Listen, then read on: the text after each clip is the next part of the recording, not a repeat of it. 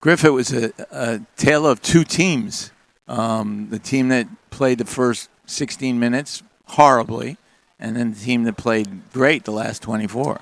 Yeah, I think we've really grown as a team. I mean, the thing that I told these guys is, that's obviously not the team that we want to be, but part of being a really good team is being able to face adversity of a lot of different kinds, and then being able to fight back and come back and come out victorious.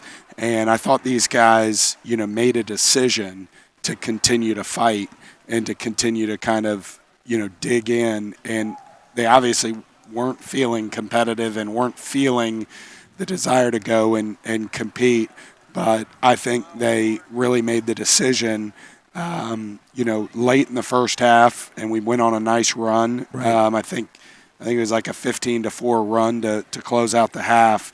Then we kind of stubbed our toe coming out of halftime, but then I think somebody said it was like a 60-some to 20-some way to end the game. Yeah, and so you dominated the last 18 and a half minutes. Yeah.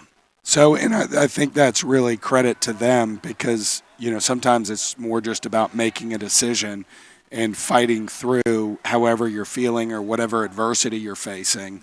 And I thought our guys did that well today. We'll talk about Michael Christmas in a minute because we always talk about Michael Christmas, but I thought Kyrell Luke played a key role in the game, especially when Colby Garland was in foul trouble in the first half. Yeah, I thought Kai did a really nice job.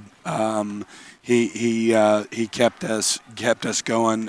Colby, very uncharacteristic for him to get into foul trouble, right, and did so really early. I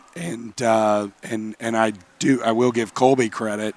Colby was a huge part of us making that run at the end of the first half. He came back in with two fouls, right, and did a really good job. But we're not in a good position without Kyrell's leadership, without his composure and playmaking ability, which was really valuable. And there are some games when you can tell he's going to make his shots. Yeah. He just, he gets inside, gets in good position, yeah, gets open at the three-point line. You guys only made 1 3 in the entire first half. Yeah. But then you made a bunch in the second half. Yeah. 7 for 12, I think. 6 for 12. 6 for 12. It was close. Yeah, yeah. Well, I'm looking at the stat sheet. Oh, you have a distinct advantage. Yeah, we should have bet. I should have bet you. That's why I don't bet. But, and as usual, Michael Christmas played a key role. Yeah, Michael. Michael's been, just continuing. I think as the conference season goes on, he's getting more and more confidence. 3 for 8 from 3. Did not shoot the ball well in the non-conference portion. I'll take some of the blame on that, or a lot of the blame. I think he was still trying to figure out which ones we wanted him to take. And I think he's playing a lot freer right now and shooting the ball well. 3 for 8, I'll take 37%. Right. For sure. Yeah. Better than the team being 1 for 8 in the first half. Yeah, Colby made 2 big threes. Kai made the big 3. Right. I thought that was, on the wing. That was a great play. And really just an all-around, I thought this was a team win. Johan had 11 rebounds. Had 6 guys in double figures. 6 guys in double figures. That's one thing I'll also say. This team, being without Emmanuel the past couple of games and right. KJ, who should be back soon. Those guys. What does soon mean? Does it mean Wednesday? We hope so, but we'll see. We'll see how all that plays out. But Johan Ziemi has really stepped up and has done a phenomenal job in my opinion. He's made your inside game much more dangerous. Well, he's moved out on the perimeter actually. Yeah. And playing, but he still gets points inside. But he can really score inside really well, exactly. And so he's guarded the ball really well. And so he deserves a lot of credit. Another guy who deserves a lot of credit is Angelo Brizzi. Even though he had a poor shooting day. He had a poor shooting day, but Angelo really, since about mid-December, has really become one of our more consistent players. He's really good on the defense. He's become one of our better defenders, right. which probably wouldn't have said that in September.